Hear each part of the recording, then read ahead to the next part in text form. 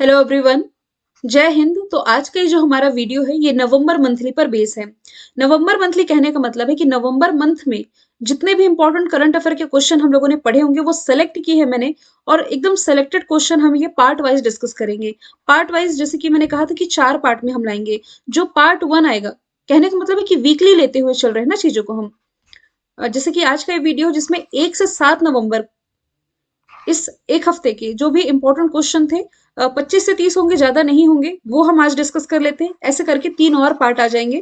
तो ऐसे में क्या होगा कि वीडियो ज्यादा लंबा होगा भी नहीं और आपका ये जो मंथली वीडियो है ये कंप्लीट हो जाएगा। फिर इसकी जो पीडीएफ भी है मैं आप लोगों को एक ही साथ प्रोवाइड करा दूंगी, और बोलोगे तो अलग अलग इसका वीकली पीडीएफ भी प्रोवाइड करा सकती हूँ। ठीक है, तो चलिए शुरू कर लेते हैं। ये जो हमारा क्वेश्चन है ये अभ्यास से ही रिलेटेड है। भारत और किस देश के बीच में गरुड़ अभ्यास का 7वां एडिशन आयोजित किया जा रहा है? तो गरुड़ अभ्यास भारत और फ्रांस के बीच होने वाली एक्सरसाइज है। आप लोग कंफ्यूज ना हो इसलिए काफी बार मैंने आप लोगों को बताया है कि जो गरुड़ शक्ति अभ्यास है, गरुड़ शक्ति अभ्यास ये भारत और इंडोनेशिया के बीच में होता है। लेकिन यदि केवल गरुड़ लिखा है या केवल शक्ति लिखा है, तो गरुड़ और शक्ति ये अलग अलग एक्सरसाइज है भारत और फ्रांस के बीच। लेकिन दोनों यदि साथ में लिखा हुआ है तो गरुड़ शक्ति एक्सरसाइज भारत की इंडोनेशिया के साथ होती है। अभी नवंबर मंथ का मतलब फर्स्ट वीक का हम डिस्कस कर रहे हैं, तो आप गरुड़ एक्सरसाइज पढ़ रहे हैं। जब इसका लास्ट पार्ट हम डिस्कस करेंगे, फोर्थ पार्ट तक आप आते आते देखेंगे कि जो गरुड़ शक्ति एक्सरसाइज है वो भी हम डिस्कशन कर लेंगे। ठीक है, तो 12 नवंबर, 26 अक्टूबर से 12 नवंबर तक भारतीय वायुसेना और फ्रांस की वायुसेना के बीच में आयोजित किया जा रहा है। कहाँ? तो ये राजस्थान के जोधपुर में आयोजित किया जा रहा है। इसका ये 7वां संस्करण है। तो फ्रांस की यदि मैं बात करूं, ये एक यूरोपियन कंट्री है। इसकी कैपिटल हो जाएगी पेरिस, करेंसी हो जाएगी यूरो। इमैनुअल मैक्रोन यहाँ के प्रेसिडेंट हो जाएंगे, प्राइम मिनिस्टर हो जाएंगी एलिजाबेथ बोर्न। ठीक है, इंटरनेशनल सोलर अलायंस जो कि भारत और फ्रांस की ही पहल थी, तो इसका अध्यक्ष 5वीं बार तो भारत बना है, उपाध्यक्ष बन गया है फ्रांस। अमेरिका के साथ मैं ये काफी बार आप लोगों को बता चुकी हूँ एक्सरसाइज, फिर से बता देती हूँ। युद्धाभ्यास, कोप इंडिया, वज्र प्रहार, टाइगर ट्रम्प। ये एक्सरसाइज भारत की अमेरिका के साथ। सिंगापुर, एस से सिंगापुर, आई से इंडिया, सिम्बेक्स एक्सरसाइज भारत की सिंगापुर के साथ है। ब्रिटेन के साथ अजय वॉरियर, ये एक ही, अलग अलग नहीं है। अजय वॉरियर है, एक है कोंकण। अगला प्रश्न, सुल्तान जोहर कप, ये किससे रिलेटेड है? हॉकी से रिलेटेड है। किसने जीता है अभी हाल ही में? तो ये जीत लिया है भारत ने। ऑप्शन ए राइट आंसर हो जाएगा। तो भारत सुल्तान जोहर हॉकी कप 2022 जीता है। किसे हरा करके? ऑस्ट्रेलिया को हरा करके ये खिताब जीता और भारत तीसरी बार इसका विजेता बना है। सुल्तान जोहर हॉकी कप की शुरुआत 2011 में हुई थी और इस बार इसका संस्करण मलेशिया में आयोजित हुआ। संस्करण इसका था 10वां। भारत ने ना अभी और कोई सा कप जीता है? एशिया कप जीता है। कंफ्यूज नहीं होइएगा, महिलाओं का एशिया कप भारत ने जीता है। जबकि पुरुषों का एशिया कप किसने जीता है? श्रीलंका ने जीता है। इंग्लैंड ने T20 वर्ल्ड कप जीता है पाकिस्तान को हरा करके। और ऑस्ट्रेलिया ने आईसीसी वुमेन्स वर्ल्ड कप, अभी पुरुषों को तो भारत में होगा अगले साल 2023 में। वुमेन्स वर्ल्ड कप ये ऑस्ट्रेलिया ने जीता है। अगला प्रश्न है, हाल ही में ग्लोबल टीबी रिपोर्ट किसने जारी की है? तो रिसेंटली जो विश्व स्वास्थ्य संगठन है इसके द्वारा ग्लोबल टीबी रिपोर्ट जारी की गई है। और इसमें जो रिपोर्ट है ये जो स्वास्थ्य मंत्रालय होता है हर देश का, इसके सहयोग से डब्ल्यूएचओ के द्वारा जो आंकड़े इकट्ठे किए जाते हैं उसी हिसाब से ये रिपोर्ट प्रकाशित की जाती है। इसमें कुछ मुख्य बातें कही गई हैं कि पिछले साल टीबी के कारण 10.6 मिलियन से अधिक लोग बीमार हुए। और पिछले यानी 2021 की रिपोर्ट थी, इसे हम कंपेयर करें 2020 से, तो 4.5% की वृद्धि इसमें देखने को मिली है। टीबी से 6 मिलियन लोग अपनी जान गंवा चुके हैं। इनमें से अच्छा आंकड़े नहीं पूछे जाएंगे कि कितने किसके मरीज हैं, लेकिन ये जरूर पूछा जा सकता है कि ये रिपोर्ट रिलीज कौन करता है? रिलीज करता है डब्ल्यूएचओ, वर्ल्ड हेल्थ ऑर्गेनाइजेशन, जिसकी स्थापना की गई थी 7 अप्रैल 1948 को। इसलिए 7 अप्रैल को हम क्या मनाते हैं? वर्ल्ड हेल्थ डे के रूप में मनाते हैं। हेडक्वार्टर इसका जेनेवा स्विट्जरलैंड में हो जाएगा। टेड्रोस अधानोम इसके महानिदेशक हो जाएंगे। अभी world wide fund for nature के द्वारा रिपोर्ट रिलीज की गई थी, अक्टूबर वाले में बताया था मैंने, लिविंग प्लैनेट रिपोर्ट। संयुक्त राष्ट्र के द्वारा गरीबी सूचकांक रिलीज किया गया था और बताया गया था कि भारत में सबसे ज्यादा गरीबी है। World economic outlook report, economic outlook report, ये आईएमएफ रिलीज करता, अंतरराष्ट्रीय मुद्रा कोष। तो क्वेश्चन रिपोर्ट जारी करने से लेके है, इसलिए मैंने ऑप्शन भी कुछ ऐसे सेट किए, ऐसी संस्थाओं का नाम सेट किया जिससे कि आप कुछ रिपोर्ट रिलेट कर सकते हैं जो कि इन संस्थाओं के द्वारा जारी किया जाता है। अगला प्रश्न है, ब्राजील के नए राष्ट्रपति कौन बने? तो माफ कीजिएगा, जेयर बोल्सोनारो को हरा करके Luiz Inacio Lula, option number B, ये बन गए हैं ब्राजील के नए राष्ट्रपति। ब्राजील की लोकेशन, ये साउथ अमेरिका का एक देश है, साउथ अमेरिका का सबसे बड़ा देश है ना, और क्षेत्रफल के हिसाब से दुनिया का 5वां सबसे बड़ा देश है। दुनिया का सबसे बड़ा देश क्षेत्रफल की दृष्टि से रशिया ही, आप जानते हैं। कैपिटल इसकी ब्राजील या करेंसी ब्राजील या ही रियल है। देखिए, जो एनाकोंडा के जंगल या अमेजोन रिवर, अमेजोन के, एनाकोंडा के जंगल कह दिया मैंने, माफ कीजिएगा, जो अमेजोन के जंगल आप पढ़ते हैं ना अमेजोन रिवर पर, तो यही है ब्राजील में, यहीं पर एनाकोंडा पाए जाते हैं। तो ये एक ऐसा देश है ना, मतलब साउथ अमेरिका में आप देखोगे तो साउथ अमेरिका की केवल 2 कंट्री के साथ ये सीमा साझा नहीं करता। यदि मैप देखोगे तो यहाँ है चिली और फिर यहाँ है इक्वाडोर। मात्र ये 2 कंट्रीज को यहाँ लिख भी देती हूँ, इक्वाडोर है और ये है चिली। इन दोनों बस से सीमा साझा नहीं करता, बाकी सबसे बॉर्डर शेयर कर रहा है, आप देख सकते हैं। बाकी 2 ऑप्शन की मैं बात करूं तो ब्रिटेन के प्राइम मिनिस्टर ये भारतीय मूल के कौन बने हैं? ऋषि सुनक बने हैं। रनिल विक्रमसिंघे, ये तो प्रेसिडेंट है श्रीलंका के, श्रीलंका के प्रेसिडेंट हो जाएंगे।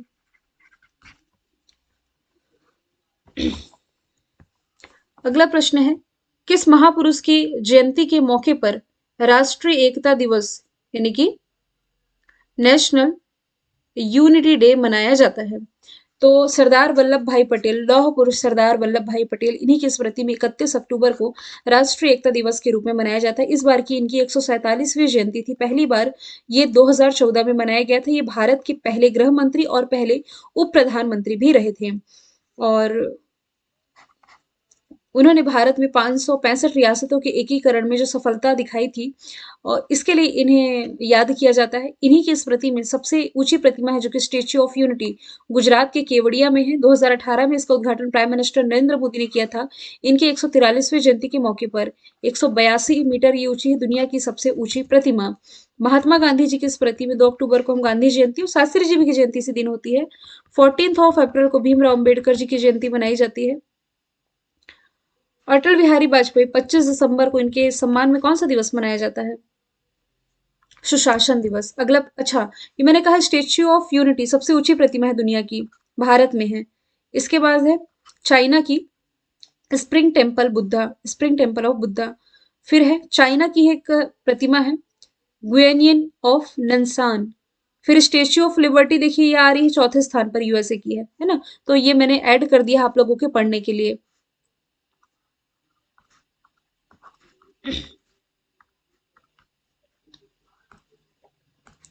अगले प्रश्न की तरफ चलते हैं। गुजरात के मोरबी में पुल गिरने से 134 लोग से अधिक की मौत हुई है, किस नदी पर स्थित था? तो ये जो पुल था ना, ये माछू नदी पर स्थित था। क्वेश्चन कैसे भी बन सकते हैं, अभी छठी पर्व के मौके पर ये न्यूज चर्चे में बनी थी, इसलिए मैंने ऐड कर लिया है। माछू नदी पर 230 मीटर लंबा ये पुल था। 1877 में ब्रिटिश शासन के दौरान बनाया गया था। अभी पुनर्निर्मित किया गया था और जनता के लिए खोला गया था।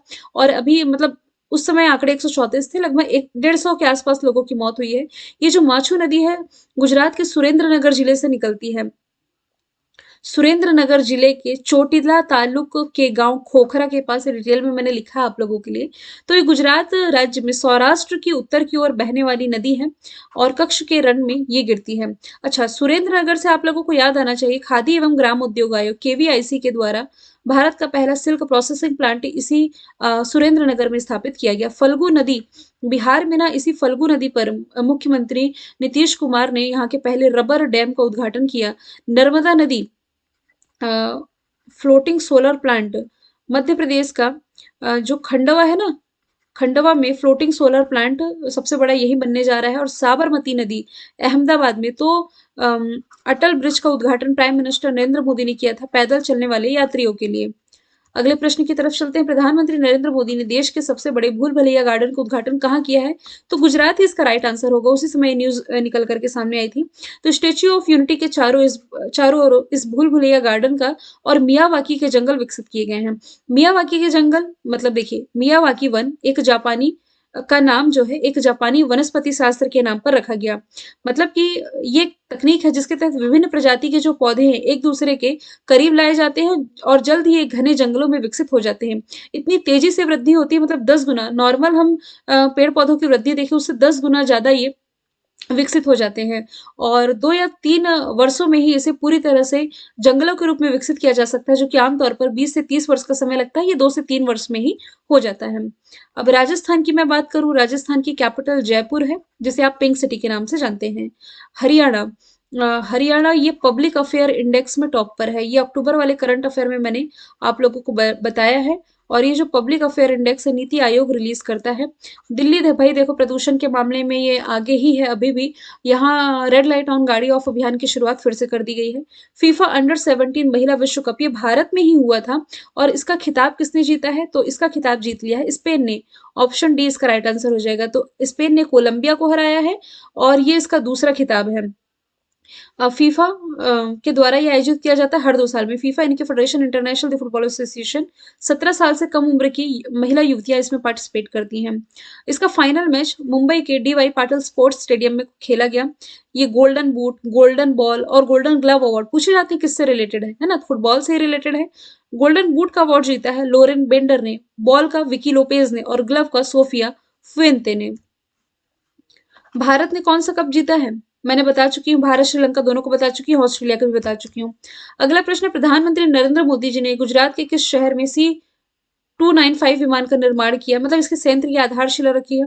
तो ये रखी गई है गुजरात के वडोदरा में। ऑप्शन नंबर ए इसका राइट आंसर हो जाएगा। तो ये विनिर्माण संयंत्र टाटा एयरबस कंसोर्टियम का है, जो कि भारतीय वायुसेना के लिए C-295 विमान का जो निर्माण है ये करेगी। तो ये भारत में अपनी तरह की पहली परियोजना है जिसमें कि एक निजी कंपनी भारत में सैन्य विमान का निर्माण कर रही है। पहली बार C-295 विमानों का जो निर्माण है यूरोप के बाहर से होगा। और इस विमान के बारे में लिखा है मैंने कि ये एक स्पेनिश कंपनी कॉन्स्ट्रोकोनस एरोनॉटिक्स द्वारा निर्मित किया गया था, जो कि अब एयरबस का हिस्सा है। ठीक है, तो इसी के लिए जो प्लांट लग रहा है वडोदरा गुजरात में। जूनागढ़ में जो गिरनार पहाड़ियां है, यहाँ सबसे बड़ा मंदिर रोपवे, दुनिया का सबसे बड़ा मंदिर रोपवे इसी जूनागढ़ की पहाड़ियों में उद्घाटन प्राइम मिनिस्टर नरेंद्र मोदी ने। गांधीनगर में डेफ एक्सपो और अहमदाबाद में अटल ब्रिज मैंने जस्ट बताया है साबरमती नदी पर। भारत का पहला अक्वा पार्क किस राज्य में स्थापित किया जाएगा? तो ये जो भारत का पहला अक्वा पार्क है ये स्थापित किया जाएगा अरुणाचल प्रदेश में। ऑप्शन नंबर बी इसका राइट आंसर हो जाएगा। इसी अरुणाचल प्रदेश में डोनी पोलो एयरपोर्ट चर्चे में था। इसकी राजधानी ईटानगर। मुख्यमंत्री पेमा खांडू, राज्यपाल बी.डी. मिश्रा हो जाएंगे। अब मेघालय में पहला, पूर्वोत्तर भारत का पहला जिंजर प्रोसेसिंग प्लांट, अदरक प्रसंस्करण प्लांट स्थापित किया गया। गोवा में जो नेक्स्ट आपके राष्ट्रीय खेल है गोवा होस्ट करेगा। महाराष्ट्र ये सुसाइड मामले में टॉप पर है अकॉर्डिंग टू एनसीआरबी। उत्तर भारत का पहला डेटा सेंटर किस राज्य में स्थापित किया गया है? तो ये उत्तर प्रदेश में स्थापित किया गया है। उत्तर प्रदेश में ग्रेटर नोएडा में 5,000 करोड़ की लागत से बना ये डेटा सेंटर है। डेटा सेंटर आप समझते हैं किसे कहते हैं? मान लीजिए यूट्यूब पर आप मेरा वीडियो देखते हैं और आपने सर्च किया कल्याणी मैम करंट अफेयर, है ना? तो आपको यूट्यूब में इतना सर्च करते हुए मेरे जितने वीडियोस हैं ये मिल जाएंगे। ये सारी जानकारी स्टोर कहाँ रहती है? ये कहीं ना कहीं तो स्टोर होती है। इसे ही कहते हैं डेटा सेंटर, जहां इन सभी जानकारियों को इकट्ठे रखा जाता है ना, ताकि आप कभी भी इसे एक्सेस कर सकते हैं। इजी लैंग्वेज में यही मैं समझा सकती हूँ। तो ये ग्रेटर नोएडा में स्थापित किया गया।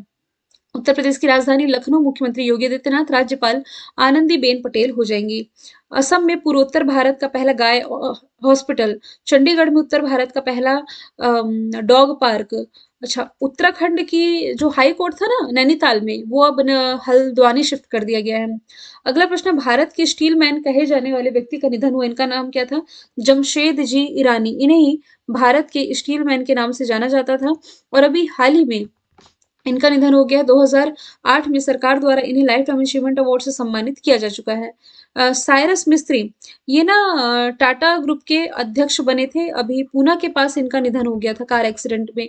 राकेश झुनझुनवाला, इन्हें शेयर मार्केट का बिग बुल कहा जाता है, इनका भी निधन हुआ। अमा हौजी, ईरान का है ये, और दुनिया का सबसे गंदा व्यक्ति जो कि 50-60 साल से नहीं नहाया था, इसका निधन हुआ। अगला प्रश्न है, फीफा 2022 में भारत का एम्बेसडर किसे बनाया गया है? तो ये बने हैं रणवीर सिंह। फीफा कहाँ हो रहा है? कतर में हो रहा है ना? फीफा इनके फेडरेशन इंटरनेशनल फुटबॉल एसोसिएशन, स्थापना इसकी 1904 में हुई थी। हेडक्वार्टर इसका ज्यूरिख स्विट्जरलैंड में है। ज्ञानी इन्फेनिटो इसके अध्यक्ष हो जाएंगे, और होस्ट कतर में हो रहा है। Amitabh Bachchan IDFC first bank के ये पहले ब्रांड एम्बेसडर हैं।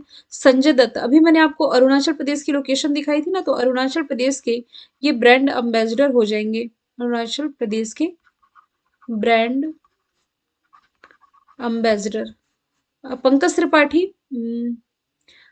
अभी जो हमारा केंद्रीय निर्वाचन आयोग है, इसके द्वारा इन्हें नेशनल आइकन नियुक्त किया गया है। उत्तर भारत का नहीं कहेंगे हम, भारत का ही कहेंगे। 53वां टाइगर रिजर्व ये बना है। रानीपुर वाइल्ड लाइफ सेंचुरी कहाँ स्थित है? तो ये उत्तर प्रदेश में स्थित है। तो उत्तर प्रदेश का ये चौथा टाइगर रिजर्व है, जिसे अभी हाल ही में भारत के 53वें टाइगर रिजर्व के रूप में मंजूरी मिल चुकी है। सत्यामंगला टाइगर रिजर्व तमिलनाडु में है। इस साल का T*2 अंतर्राष्ट्रीय पुरस्कार इसे मिला है टाइगरों की संख्या को दोगुना करने के लिए। यहाँ मैं लिख देती हूँ T*2 पुरस्कार 2022। जबकि यही अवार्ड जो था पिछले साल का मिला था पीलीभीत टाइगर रिजर्व, जो कि उत्तर प्रदेश में है। Ramgarh Vishdhari wild life sanctuary कहाँ स्थित है? ये राजस्थान में है। ठीक है,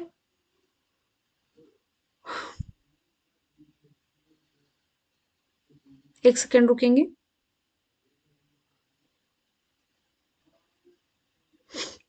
अगले प्रश्न की तरफ चलते हैं। हाल ही में किस सोशल मीडिया प्लेटफॉर्म ने वेरीफाइड अकाउंट के लिए शुल्क वसूलने की घोषणा की है? तो भाई देखिए, ट्विटर है ना, एलन मस्क ने ले लिया है, मतलब $44 बिलियन की डील कंप्लीट हो गई। उसके बाद फिर इन्होंने घोषणा कर दी कि जिनके पास वेरीफाइड अकाउंट है, मतलब जिनके पास ये ब्लू टिक होता है ना, उन्हें कहते हैं वेरीफाइड अकाउंट, तो इसके लिए अब पे करना होगा। कुल मिला के यही इसका मतलब है। इंस्टाग्राम, फेसबुक और व्हाट्सअप, ये तीनों तो मार्क जकरबर्ग का है। हालांकि फेसबुक का परिवर्तित नाम मेटा है, जो कि ग्रीक भाषा का शब्द है। अगला प्रश्न है, चर्चे में रहा डोनी पोलो एयरपोर्ट, में बता ही चुकी हूँ, ये अरुणाचल प्रदेश का पहला ग्रीनफील्ड एयरपोर्ट है। ग्रीनफील्ड एयरपोर्ट क्या होता है, पहले भी मैं आपको बता चुकी, किसी नई जगह पर बनाया जाता है जहां आसपास कोई एयरपोर्ट ना हो, अन्य शहरों से इसकी कनेक्टिविटी मजबूत हो सके, मतलब पर्यावरण को ध्यान में रख के बनाया जाता है। तो ये अरुणाचल प्रदेश में बनाया गया है। सिक्किम में पांग लेहप्सो फेस्टिवल, असम में काजीरंगा नेशनल पार्क, और मणिपुर में फ्लोटिंग नेशनल पार्क, कौन सा कौन सा नेशनल पार्क है फ्लोटिंग नेशनल, तैरता हुआ भारत का पहला नेशनल पार्क? किबुल लामजाओ। अगला प्रश्न है, 41वें अंतरराष्ट्रीय पुस्तक मेला 2022 का आयोजन कहाँ किया जा रहा? तो ये शारजाह में किया जा रहा है। शारजाह कहाँ है? तो ये यूएई में स्थित है, और इसका विषय है स्प्रेड द वर्ल्ड। 41वां इसका एडिशन है। इंटरपोल की 90वीं बैठक जो रही, ये भारत में आयोजित की गई, दिल्ली में, टोक्यो में समर ओलंपिक और पैरालंपिक, बीजिंग में विंटर ओलंपिक। कौन सा भारतीय क्रिकेटर दुनिया का नंबर 1 T20 इंटरनेशनल बल्लेबाज बना? भाई सूर्य कुमार। अभी जो T20 वर्ल्ड कप चल रहा था ना, हालांकि भारत इसमें सेमीफाइनल में बाहर हो गया था, लेकिन सूर्य कुमार ने जो परफॉर्मेंस दी है ये देखने लायक थी, और इसी के बाद ये T20 इंटरनेशनल बल्लेबाजी रैंकिंग में टॉप पर आ गए हैं।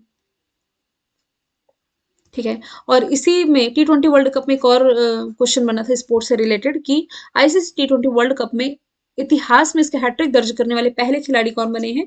तो ये Virat Kohli, option number D इसका राइट आंसर हो जाएगा। तो इन्होंने 3 मौके पर 3 या अधिक अर्धशतक यानी मोर देन 50 बनाए हैं, है ना? तो ये 8वें क्रम का ICC T20 mains world cup था, ऑस्ट्रेलिया में खेला जा रहा था। अच्छा, विजेता कौन थी ये तो मैं बताना ही भूल गई, और नहीं बताऊंगी तो आप लोगों को मालूम है, इस बार की T20 वर्ल्ड कप की विजेता ये इंग्लैंड है। इसराइल के प्रधानमंत्री कौन बने हैं? तो बेंजामिन नेतन्याहू, ये अब बन गए हैं इसराइल के प्राइम मिनिस्टर। 14 महीने बाद आप कह सकते हैं फिर से सत्ता में वापस आ गए हैं। इसराइल की लोकेशन इंडिया के नक्शे में कुछ यहाँ है। इसकी कैपिटल यरूशलेम, करेंसी इसराइली न्यू शेकल हो जाएगी। मैप थोड़ा मुझे वैसे रखना चाहिए था ताकि दिखा सकती कि ये, चलो कोई बात नहीं, आगे आएगा डिस्कशन तो बता दूंगी। अगला प्रश्न है, हाल ही में किस राज्य ने लाडली लक्ष्मी योजना 2.0 की शुरुआत की है? तो देखो 2007 में ही इसका पहला एडिशन शुरू किया गया था मध्य प्रदेश गवर्नमेंट के द्वारा लाडली लक्ष्मी योजना का। अब इसने इसका दूसरा एडिशन लॉन्च कर दिया है। मतलब कि जो बच्चे हैं इनके बैंक अकाउंट्स को, मतलब इन्हें एक तो फाइनेंशियल हेल्प भी कर रही है ना सरकार। इसका मेन पर्पस है कि लड़कियों को वित्तीय सहायता प्रोवाइड कराई जा सके जो कि उच्च शिक्षा प्राप्त करना चाहती हैं। और इस योजना की शुरुआत 2007 में की गई थी, मैंने बता ही दिया है। मध्य प्रदेश की राजधानी भोपाल है। मुख्यमंत्री शिवराज सिंह चौहान, राज्यपाल मंगू भाई छगन भाई पटेल। दो तीन फैक्ट बताऊंगी फटाफट से। श्योपुर में नामीबिया से जो अफ्रीकी चीते लाए गए हैं, श्योपुर का जो कुनो नेशनल पार्क है यहाँ शिफ्ट किए गए हैं। एक ये हो गया।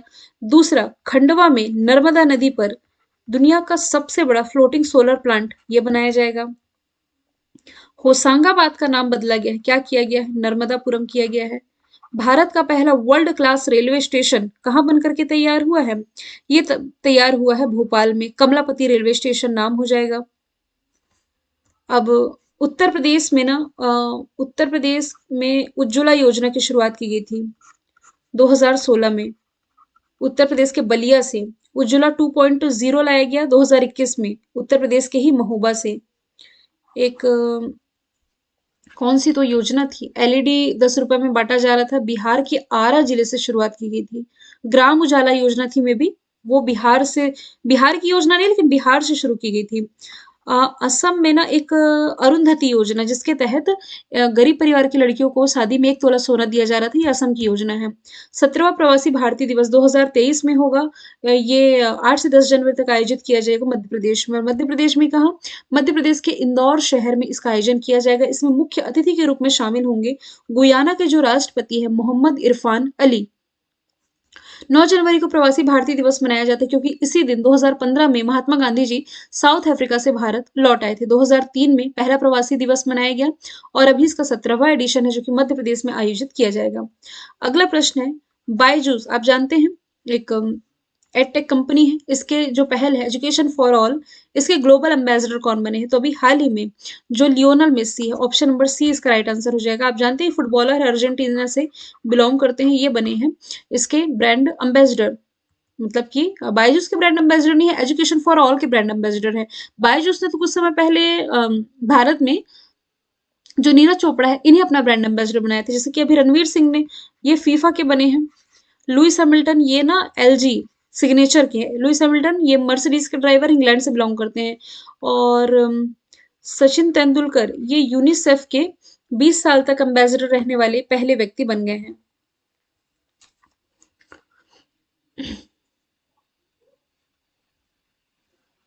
चलिए,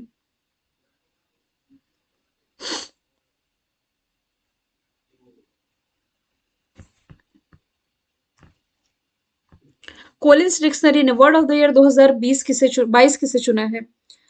तो परमा क्राइसिस को चुना है। इसके पहले एनएफटी को चुना था। इसके पहले लॉकडाउन को चुना था। ऑक्सफोर्ड डिक्शनरी ने क्लाइमेट इमरजेंसी को चुना था। अच्छा, अभी कैम्ब्रिज वर्ड डिक्शनरी ने भी चुना है। अभी नवंबर का सेकेंड पार्ट हम डिस्कशन करेंगे तो ये वर्ड हम डिस्कस कर लेंगे। ऐसा शब्द जो कि अकॉर्डिंग टू दिस डिक्शनरी सबसे ज्यादा चर्चे में रहता है, सबसे ज्यादा सर्च किया जाने वाला रहता है, तब उसे शामिल किया जाता है। सुनामी जागरूकता दिवस ये हर साल 5 नवंबर को मनाया जाता है। सुनामी से अभी जो आया था ना सुनामी, एक भारत में एक 2004 का सुनामी सबसे ज्यादा प्रसिद्ध था जिसने कि भयंकर तबाही मचाई थी। तो हिंद महासागर में आई सुनामी में पिछले 100 वर्षों में आई किसी भी आपदा से ज्यादा तबाही मचाई थी। इससे 14 देश प्रभावित हुए थे और सबसे अधिक देश इससे प्रभावित हुआ था, ये था थाईलैंड, है ना।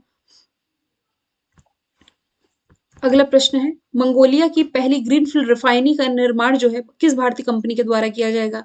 तो जो Meghnagar engineering and infrastructure limited है इसके द्वारा मंगोल रिफाइनरी परियोजना के लिए, मतलब इसने जो पत्र प्राप्त किया है, इसमें मंगोलिया में जो पहली तेल रिफाइनरी है ये भारत की ही किसी प्राइवेट कंपनी के द्वारा किया जा रहा है। बस इस कंपनी का नाम आप लोगों को याद रख लेना है। तो इस कदम से क्या होगा कि रशिया से मंगोलिया को तेल आयात कम करने में मदद मिलेगी। जब मंगोलिया के पास खुद की रिफाइनरी हो जाएगी तो भाई अपने पड़ोसी रशिया से क्यों मंगाएगी? तो ये इसे फायदा होगा। मंगोलिया की राजधानी उलान बटोर में ये बनने जा रहा है। अच्छा, एक और आप याद रखेंगे, REC, rural electrification corporation limited. क्यों बता रही हूँ? क्योंकि ये भारत की 12वीं महारत्न कंपनी बनी है। ठीक है ना, इसका नाम भी आप लोगों को याद रख लेना है। अगला प्रश्न है, देश की सबसे लंबी यात्री ट्रेन का संचालन करके वर्ल्ड रिकॉर्ड किसने बनाया? स्विट्जरलैंड ने। तो स्विट्जरलैंड में ना 1910 मीटर ये जो लंबी ट्रेन थी, लगभग लगभग 4500 सीटों के साथ 100 इसमें कोच हैं, आल्प्स पहाड़ियों से होकर के गुजरी, और इसने अपना एक तरह का वर्ल्ड रिकॉर्ड सेट कर दिया। स्विट्जरलैंड की capital burn, currency Swiss franc हो जाएगी। अच्छा, बिली जीन किंग कप अभी नवंबर में ही हम डिस्कस करेंगे, महिलाओं का जो टेनिस है, बिली जीन किंग कप पहली बार स्विट्जरलैंड ने जीता है। जापान के सहयोग से भारत में पहली बार बुलेट ट्रेन चलने जा रही है अहमदाबाद से मुंबई के बीच। पहली हाइड्रोजन ट्रेन दुनिया की जर्मनी में चलाई गई। पहली मैगलोर ट्रेन जो कि 600 किलोमीटर प्रति घंटे की स्पीड से चलती है, ये हमने चाइना से रिलेट करके पढ़ा है। अब आज कितने क्वेश्चन है? 29 है टोटल। 28 क्वेश्चन में भारत के पहले स्वतंत्र भारत के पहले मतदाता का निधन हुआ, इनका नाम था श्याम सरन नेगी। तो अभी 5 नवंबर को 106 वर्ष की आयु में इनका निधन हो गया। राकेश झुनझुनवाला, इनके बारे में बता चुकी हूँ। शेयर मार्केट का बिग बुल इन्हें कहा जाता था। Jamshed ji Irani, iron man of India. Jamshed ji Irani के बारे में भी क्वेश्चन रखा था ना मैंने, कि नहीं रखा है? आयरन मैंने कह दिया, माफ कीजिए, स्टील मैन ऑफ इंडिया। देखिए, अच्छा वो चेक कर लिया ना, वरना फ्लो फ्लो में कभी कभी गलत हो जाता है। Steel man of India. और अमा हौजी, ईरान का नागरिक सबसे गंदा व्यक्ति जिसका निधन हो। सैयद मुश्ताक अली ट्रॉफी, ये क्रिकेट से रिलेटेड ट्रॉफी पिछले साल जीती तमिलनाडु ने। अभी ना जो मुंबई है, मुंबई ने हिमाचल प्रदेश को हरा करके ये पहला खिताब अपने नाम कर लिया है, अजिंक्य रहाणे की अगुवाई में। क्रिकेट से रिलेटेड कुछ ट्रॉफियां मैंने लिखी है यहाँ, Asia cup, CK Naidu, Deodhar, Duleep, JD Birla, Irani, Ranji trophy वगैरह। रणजी अभी मध्य प्रदेश ने जीती है ना इस साल की, याद रखेंगे। तो यहाँ से आपके 29 क्वेश्चंस कंप्लीट होते हैं। फिर हम जो सेकंड पार्ट डिस्कस करेंगे 30 से शुरू करेंगे। फिर मिलेंगे नेक्स्ट वीडियो के साथ। Thank you so much.